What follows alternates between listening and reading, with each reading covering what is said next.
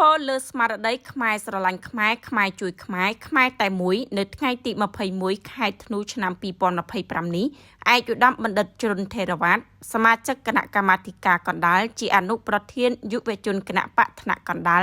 និងជាប្រធានគណៈប្រចាំការនៃគណៈអចិន្ត្រៃយ៍យុវជនគណៈបកថ្នាក់កណ្ដាល